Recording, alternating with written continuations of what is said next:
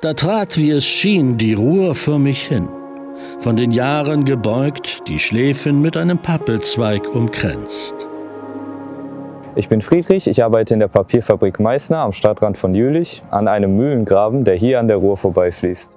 Die Ruhr, das ist unsere Lebensader. Sie hat mich immer als kleiner Junge schon fasziniert. Ohne die Ruhr gäbe es hier gar keine Besiedlung. Das habe ich in der Schule gelernt.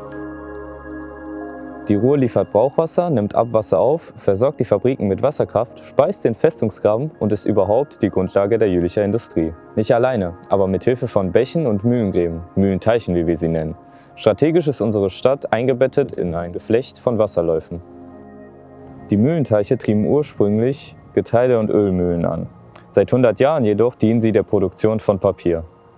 Die letzte Kornmühle an der Stiftsherrenstraße wird bald abgebrochen.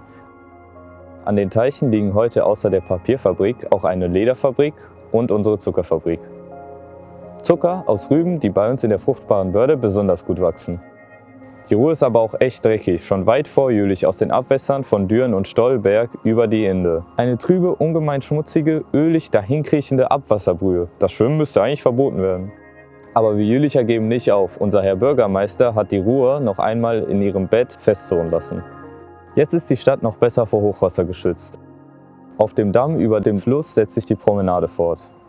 Begleitet von einer schönen, schattenspendenden Baumreihe und auf der anderen Seite soll ein echtes Schwimmbad entstehen.